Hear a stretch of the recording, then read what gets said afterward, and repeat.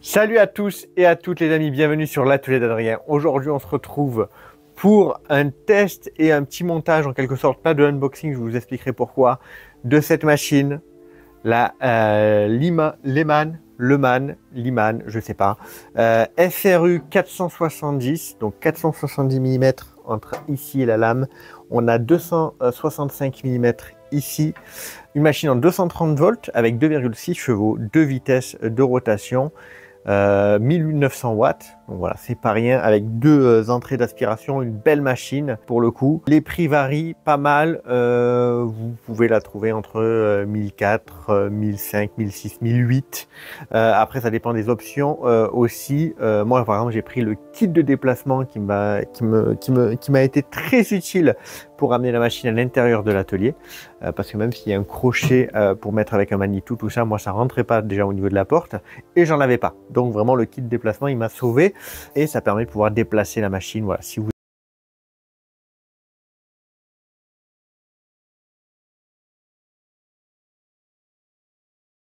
etc. Et on va faire quelques tests mais pas beaucoup parce que malheureusement mon aspiration m'a lâché.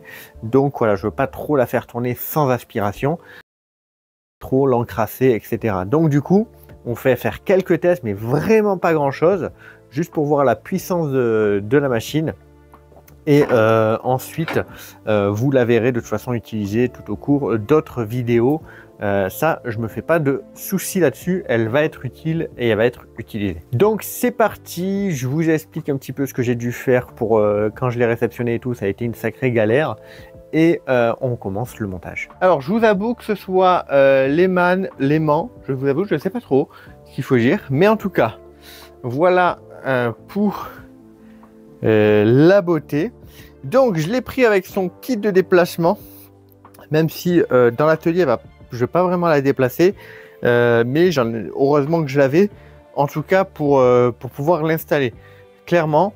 Donc dans l'atelier normalement, vu comme je l'ai placé, vous voyez j'ai une grosse espace devant, avant et après, donc je devrais pas avoir besoin de la déplacer. Mais si un jour j'ai besoin de la déplacer, ben, il me fallait ça, parce que quand même ça fait dans les 170 kg, il faut le savoir. Donc au niveau de la livraison, quand on vous le livre, on vous conseille d'avoir en fait de quoi, hop, il y a un crochet voilà, qu'on peut installer, qu'on peut visser ici, de quoi l'accrocher et la soulever pour la déplacer. Moi j'avais pas ça, et ça a été problématique. Alors pourquoi? Parce que quand je l'ai reçu sur cette palette, donc la petite palette en contreplaqué. Vous vous direz, ben, rien d'exceptionnel, mais le problème, c'est, vous voyez, il y a des petits trous en dessous. Pourquoi il y a des petits trous en dessous? Parce qu'il y avait ça, qui allait complètement en dessous, comme ça. Hop. Voilà, sur laquelle la machine était posée et ensuite vissée. Donc, vous vous imaginez bien que pour faire sortir cette vis de cet endroit-là, il faut soulever la palette. Mais pas d'un peu. Il faut la soulever de beaucoup, forcément. Donc ça a été quand même quelque chose, en sachant que je l'ai reçu, elle, posée sur la machine, sur cette palette qui était posée sur une autre palette d'abord. Donc ça a été quelque chose, hein. Heureusement que ma femme était présente. C'est y aller à coup de, un coup je bascule la machine d'un côté, on met des cales, on bascule de l'autre, on remet des cales pour d'abord la soulever de façon à la retirer de la grosse palette qui avait en dessous, et ensuite de retirer ces cales une à une, et puis d'utiliser un cric pour pousser la palette, tout simplement. Après, on aurait pu aussi se dire, en relevant un petit peu la machine, donner un coup de disqueuse directement à la vis, mais bon, voilà, c'est pas ce qu'on a fait. On a lâché pour la sortir de cette palette, pour le coup, mais une fois qu'elle était sortie, on a pu la déplacer facilement grâce au kit de déplacement qui est très fonctionnel. J'ai dû faire une petite dalle, donc je vous montre ça. Donc voilà, c'est pas quelque chose de pro, hein. J'ai fait deux petits plots avec ce que j'avais, c'est-à-dire de la chaux et du sable. Une fois que les plots étaient faits, donc à niveau par rapport au placo qui était droit là, et à niveau dans ce sens-là, du coup, ben, j'ai pu tirer une petite dalle de béton en dessous, de façon à, avec une petite pente pour pouvoir la monter, de façon à pouvoir fixer la machine, parce que voilà, c'est une condition pour ces machines là, il faut pouvoir les fixer au sol. Comme ça, il n'y a pas de risque avec le poids des planches ou quoi qu'il y ait un basculement. Alors, pour éviter ce risque-là, on fixe la machine au sol. Donc si un jour je dois la déplacer pour une grosse planche, forcément, elle sera plus fixée, il faudra que je fasse très attention. Et c'est pour ça que j'ai décidé de la mettre dans un endroit où normalement j'ai quand même une bonne longueur après, une bonne longueur avant, donc je ne devrais pas avoir besoin de la déplacer. Donc voilà un petit peu pour que vous sachiez si vous la commandez, à quoi vous attendre. Soit vous avez un Manitou, soit vous avez un système de poulie pour pouvoir le soulever. Moi, le livreur, il l'a posé devant le garage et puis il est parti. Donc soit vous avez ce système là, vous installez le crochet, vous pouvez vous la soulever facilement, soit il va falloir vous amuser avec un cric, etc. Pour pouvoir soulever la machine, la retirer de ses vis, ou la soulever assez pour pouvoir passer la disqueuse et couper ses vis. Donc voilà, ça a été un petit peu complexe, mais je suis content. En bien 2-3 heures quand même, parce que voilà, on est sur une machine qui fait 170 kg, donc ça se déplace pas des plus facilement non plus. Donc on est sur une monophasée, moi je suis pas au triphasier. Donc voilà le moteur qui est colossal, qui est plus gros que la plupart des moteurs de mes machines. Je crois que même la Degorabo, la Holzmann, elle a un moteur plus petit, pour vous dire. Donc un bon petit moteur. Et donc on la reçoit comme ça avec quelques accessoires que je vais vous montrer. Bon, les accessoires, c'est là. On a la table, on a les différents guides, les guides à onglet, quelques vis, quelques fixations, quelques outils aussi, voilà, sympathiques pour pouvoir le fixer. Donc je vais pouvoir installer tout ça en place sur la machine en lisant évidemment correctement le guide, en regardant bien les plans. Et ensuite, une fois que tout est installé, on va pouvoir passer au test de la machine. Il conseille de le faire à deux, mais je suis tout seul.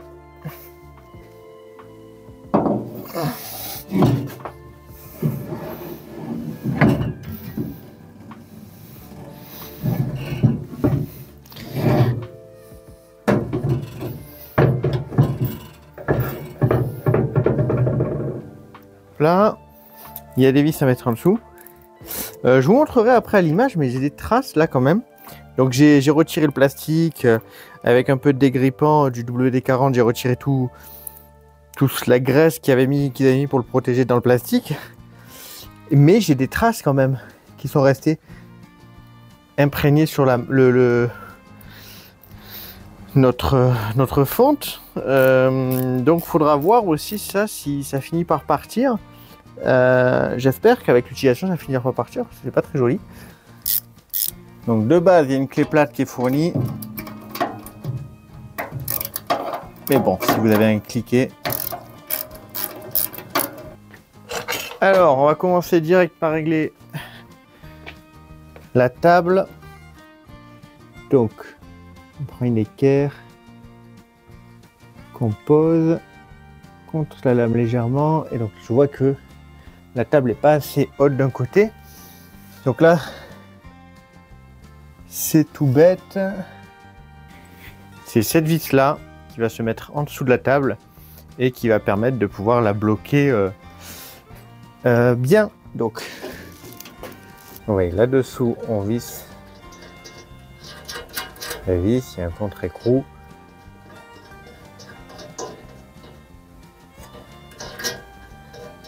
Et c'est comme ça qu'on va régler la profondeur. On va mettre de l'autre côté, regardez, c'est assez facile à faire. On desserre ici, voilà, et après on tourne de cette manière. Je vais le mettre au 0 et il va falloir que ce soit en angle droit. Si c'est pas en angle droit, je le recale mieux pour pouvoir le remettre correctement au 0.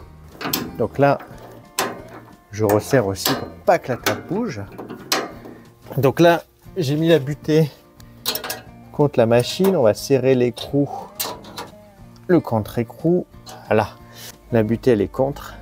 Donc du coup, maintenant, même si je bouge ma planche parce que j'ai besoin de faire un angle ou quoi, dès que je la repose, dès qu'elle va taper, je sais qu'elle est au 0.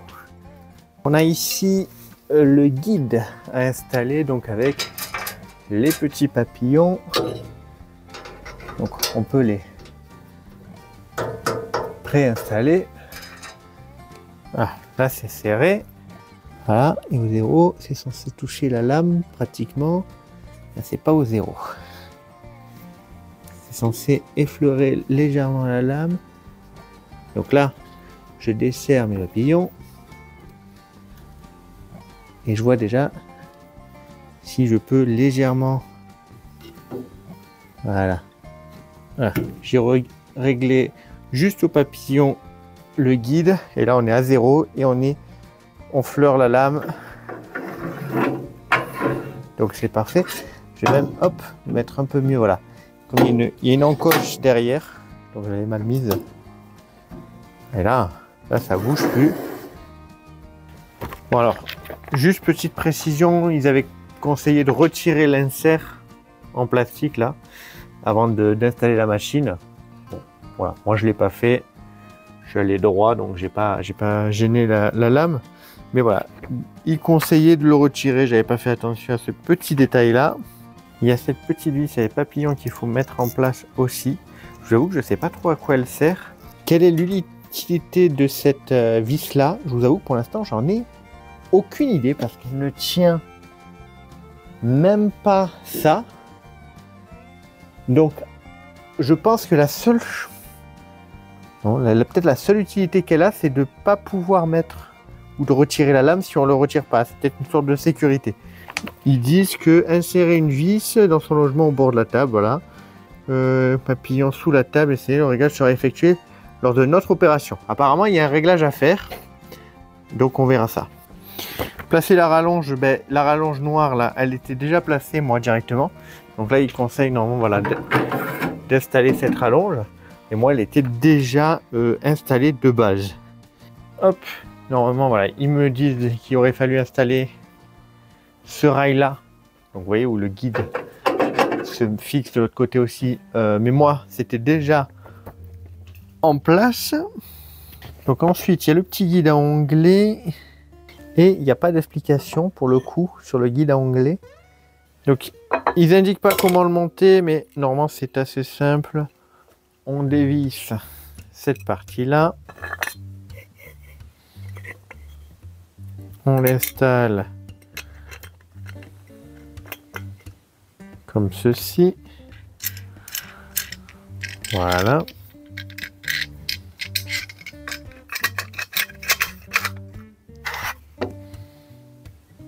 Est-ce que dans ce sens-là, ça fonctionne? Oui. Voilà.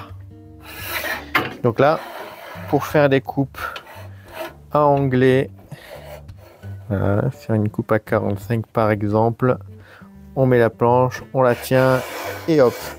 Et donc ça, normalement, on fait en sorte que toujours... Donc là, on va le mettre à 0.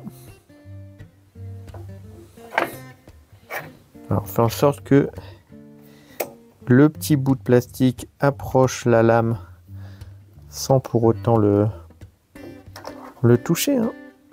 Mais hop. Et c'est pour ça qu'en fait on peut le bouger, parce que vous voyez, quand je mets par exemple là à 45, le petit bout de plastique il est très loin de la lame, donc on peut le rapprocher le plus possible, mais de toute façon on peut pas faire beaucoup plus que ça. Donc moi j'avais déjà installé la petite poignée juste ici, voilà, qui permet de tourner. Et ça permet de tourner quoi? Ça permet de descendre cette partie là. Je m'explique. On desserre une vis de ce côté là et voilà. On peut descendre la protection de lame, parce qu'évidemment le but c'est que la lame, par exemple si je fais quelque chose de 2 cm, mais je descends à 2 cm passé, on va dire, et donc je n'ai pas de risque d'envoyer les doigts. Comme je le disais à chaque fois sur mes vidéos, ne vous fiez pas qu'à cette vidéo pour faire votre machine. Ça vous permet d'avoir un petit peu des petits tips si jamais vous comprenez pas bien le manuel, comment moi en tout cas je le comprends et comment je le fais, mais quand même vous fiez-vous au manuel. Donc comme il est précisé, je vais vous montrer. hop, ici, on a plein de réglages différents. Donc, on a le réglage qui permet de bloquer ceci, la manivelle, donc, simplement. On a ici, voilà, hop, ça c'est pour détendre la lame. Quand on l'utilise pas, elle doit être comme ça. Hop, on la retend quand on l'utilise. Et ensuite, via ici, on gère, on débloque là, et on gère donc l'axe ici, et la manette en bas gère la tension. Ça, ce sont les réglages de base que vous ferez en fonction de votre lame. Une fois que les réglages sont faits, comme ça, vous n'y touchez plus. Vous avez juste à la détendre quand vous ne l'utilisez pas, parce que quand on n'utilise pas une machine, il faut détendre la lame et la retendre. Et donc, du coup, quand on l'a détendue, mettez-vous un rappel, un petit bout de bois qui tient la lame avec marqué lame desserrée, etc. de façon à ce que vous n'utilisez jamais la machine avec la lame qui est desserrée.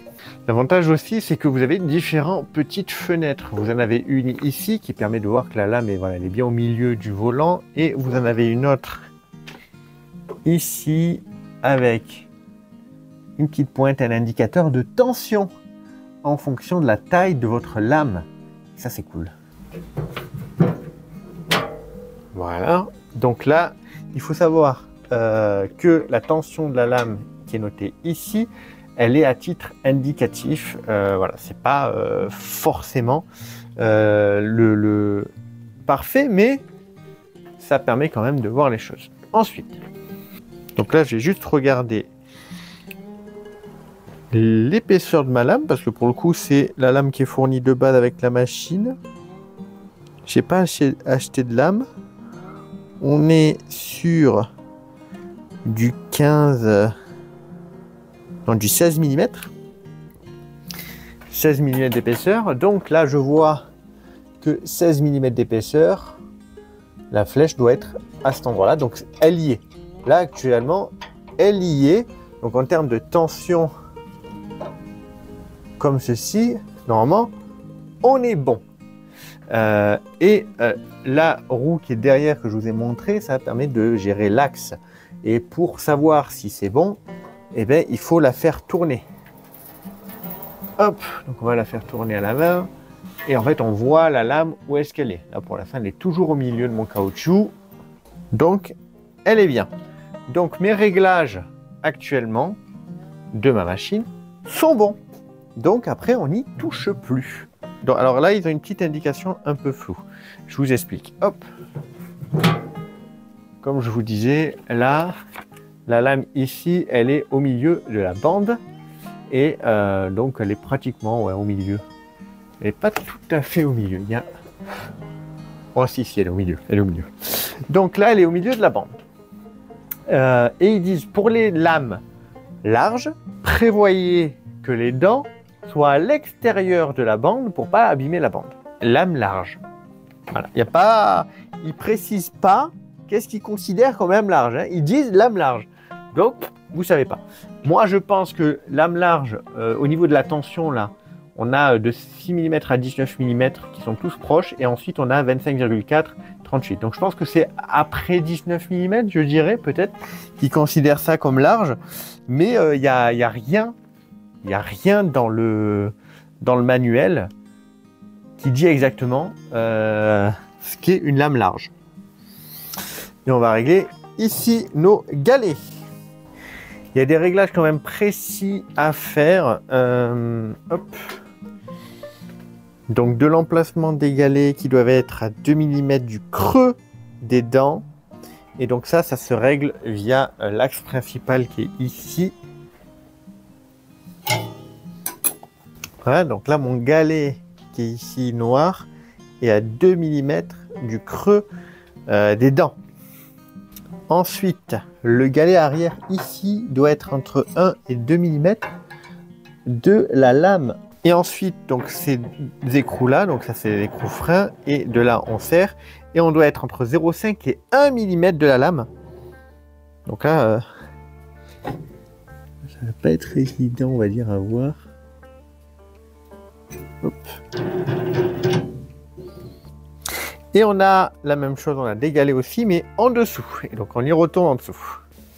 Donc la même chose que tout à l'heure, il faut que on soit à 2 mm du creux des dents. Donc là, on va desserrer. De mettre mon petit réglé. Ah, je veux faire ça précis. Hein.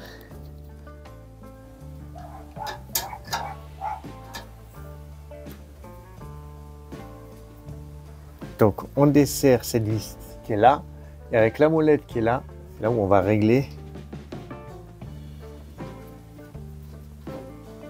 la distance du roulement. Jusqu'à présent c'était d'égaler, mais là c'est vraiment un roulement. Bon, j'ai remis les cache-lames en dessous. Là, techniquement, c'était maintenant que je faisais le réglage de la table de sciage. Donc, vous savez ce que j'ai fait avec l'équerre et tout. Je l'avais pas vraiment fait au bon moment. Je l'avais fait un peu en avance, mais c'est pas grave. Donc là, on va devoir voir la planalité de notre table. Donc, en gros, si de là à là, c'est très bien. Donc, pour ça, je vais utiliser un niveau à bulle. Alors c'est pas la bulle qui m'intéresse, hein. C'est le côté vraiment plat de la zone ici que je vais poser comme ceci. Et je dois regarder en fait si c'est plat ou s'il y a un espace. Et là, c'est complètement plat. En fonction, si c'était pas plat, c'est là où il aurait fallu régler ça. Donc comme je l'ai déjà serré en fait tout à l'heure, ben, je pense que peut-être que de base que j'ai fait un petit réglage déjà de planéité. En tout cas là, il est bon. Mais en gros, ça sert à ça. Ça permet de soit remonter, soit redescendre. En tout cas, de mettre en sorte, de faire en sorte que les deux plaques à ce niveau-là. Donc là, en le mettant au bord, je vois que ici, j'ai un très très léger espace que je n'ai pas là. Donc on va resserrer un petit peu plus. Ok, ça m'a l'air bien. Donc tout à l'heure j'ai vérifié juste en réglant les papillons ici. J'ai pas besoin de régler la règle, mais en gros normalement, hop, il y a une vis ici qui permet de desserrer et de bouger un petit peu le réglé. Si jamais, voilà, quand on le met au zéro, on n'est pas au zéro malgré qu'on a poussé notre réglé, mais là on est bon, donc je vais pas y toucher. Donc on a aussi des plans en plus ici aussi au niveau de la vitesse de coupe, donc rapide ou lente. Et donc ils disent que voilà, la lente c'est pour le bois dur ou très épais, les plastiques, certains métaux ferreux. Donc par exemple moi si je veux couper des bois justement, refendre du bois comme ça va être assez haut, là par contre je vais partir sur une vitesse lente. Donc il faudra que je modifie le système de poulie du moteur. Donc je desserre la petite vis que vous voyez là qui permet d'avoir qui est la poulie de tension. Je la desserre, donc ça met la courroie hors tension. Je change son emplacement et je le resserre. Bien, là on a fait tous les réglages de base de la machine. La machine est fixée au sol. Il est conseillé, il est évident aussi qu'il faut que la machine, les deux capots soient fermés puisqu'il y a la sécurité, et il faut que la machine soit branchée sur un système d'aspiration. Moi, puisque une couille n'arrive jamais seule, j'ai mon système d'aspiration qui a lâché, donc j'ai plus d'aspirateur.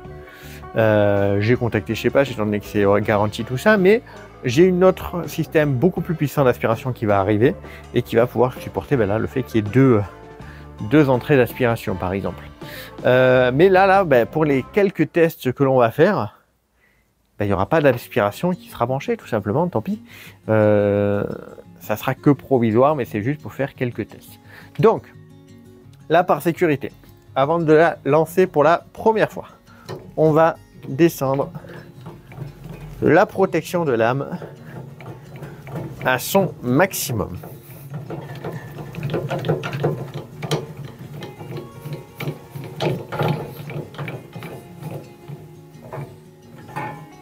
Voilà. Hop, la lame est sous tension.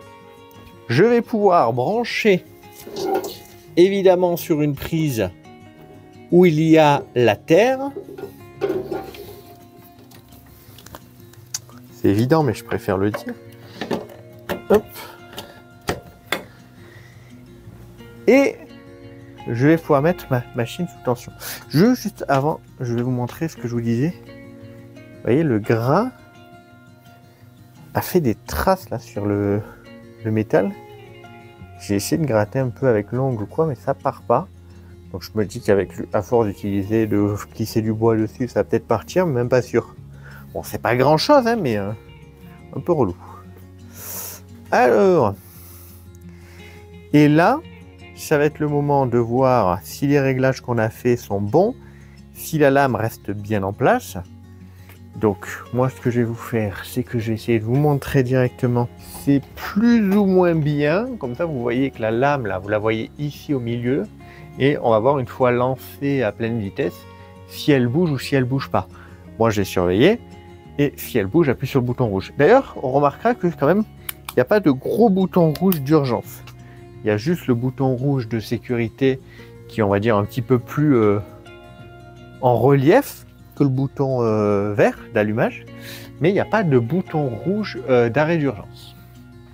Peu dommage quand même en termes de sécurité. Alors, je vais mettre quand même mon casque anti-bruit. Même si elle va tourner à vide, elle va quand même faire un sacré bordel. Et c'est parti.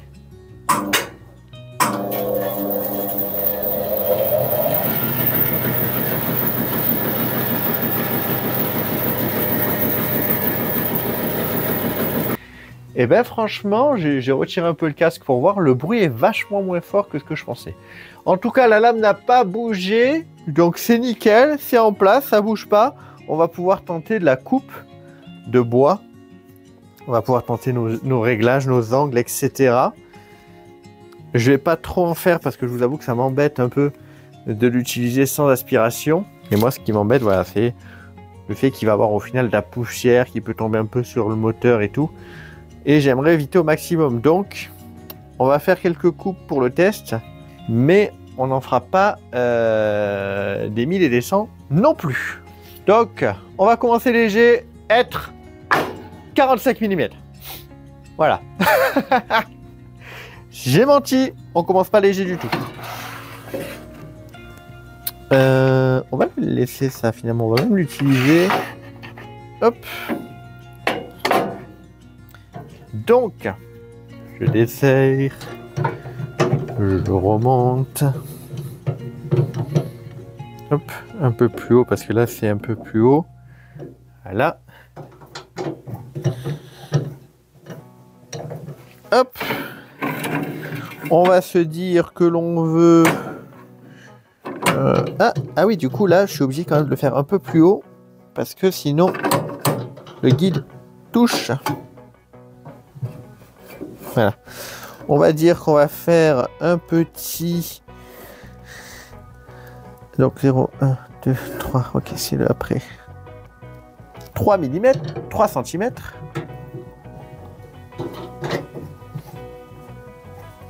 Petit 3 cm d'épaisseur.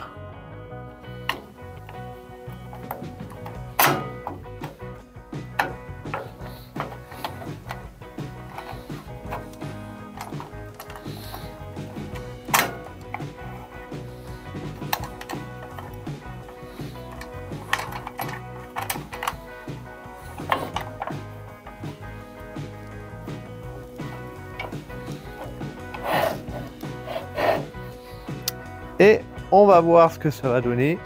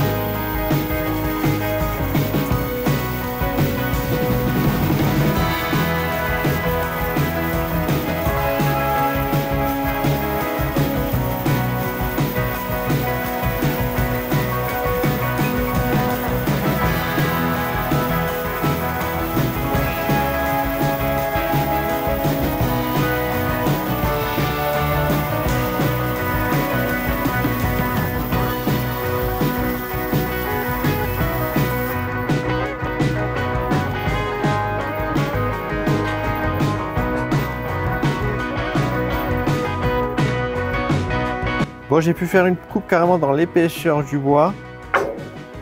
Donc j'avais demandé à ce que ça fasse 2 cm. Donc difficile à dire si ça fait vraiment 2 cm parce que et ici c'est pas plat. Mais hop, sur la zone qui a touché la plaque ici et qui a frôlé la lame, on est sur la bonne épaisseur. Alors là, vous voyez que rien qu'avec ça, j'ai de la poussière là-bas, j'ai de la poussière en dessous. Donc j'ai quand même déjà pas mal de poussière pour le peu que j'ai coupé. Donc c'est pour ça qu'on va pas trop forcer, je vous l'avoue. Ça m'embête, hein, j'aurais aimé vous faire plus de tests. Mais il y a quand même encore un test qu'on va faire.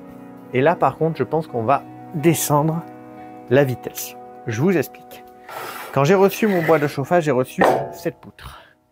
Cette poutre, je l'ai pris en main et j'ai dit « Ouh là là, c'est très lourd ». C'est très lourd. Donc j'ai fait une petite coupe de ce côté-là et voilà. Et je vous avoue, je sais pas ce que c'est exactement comme bois. Et donc là, on va voir de faire une petite coupe de genre de 1 mm, rien, juste histoire d'essayer de voir un peu à quoi ça ressemble sur une face où ça a été refait.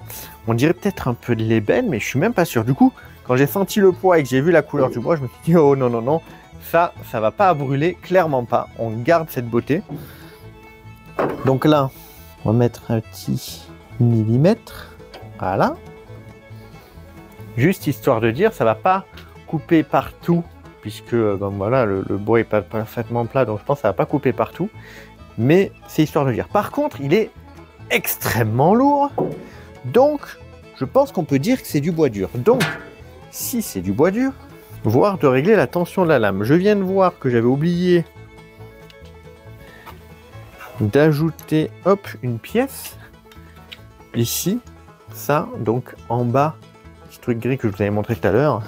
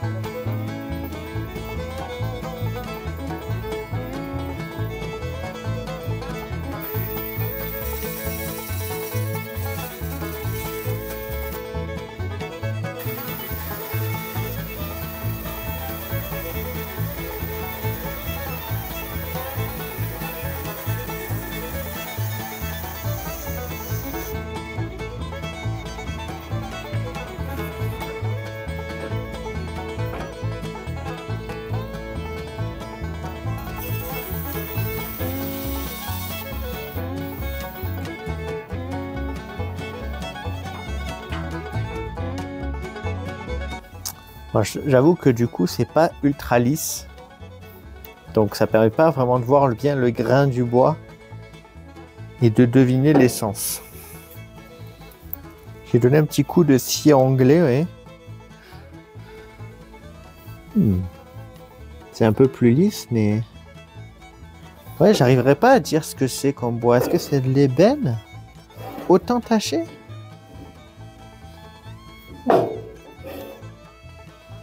Je sais pas. Écoutez, n'hésitez pas à me dire pour les gens qui connaissent un peu mieux le bois. Parce que moi j'ai fait ça en autodidacte et je vous avoue que reconnaître les essences, c'est pas encore ça pour le coup. Mais voilà, n'hésitez pas à me dire dans les commentaires si vous avez une idée de ce que c'est ce bout de bois. Je vais pas l'abîmer plus que ça, puisque voilà, je le rabote. Et mais on en trouvera clairement quelque chose à faire avec ce joli bois sombre. Mais voilà, n'hésitez pas à me dire dans les commentaires ce que vous en pensez. Je viens de réaliser que du coup, avec 1 mm, quand mon bois est arrivé, au lieu de s'arriver à se prendre, ça a poussé la lame et ça a abîmé un peu mon guide. Je suis deg. Voilà, je suis deg, mais bon, ça gênera pas, hein, parce que c'est un tout petit creux, donc le bois glissera quand même, mais Ouais, je suis dégoûté, ouais. Ouais. Bon les amis, déjà si vous ne l'avez pas encore fait, n'hésitez pas à vous abonner à la chaîne et à me dire ce que vous avez pensé de cette vidéo. J'espère qu'elle vous aura plu. Moi, je suis très content de cette machine, clairement. Ça va faire du bien dans l'atelier. On commence à vraiment avoir des belles machines, de la machine professionnelle. Et ça, c'est cool. Ça va vraiment me faciliter la tâche pour différents projets dans mon entreprise.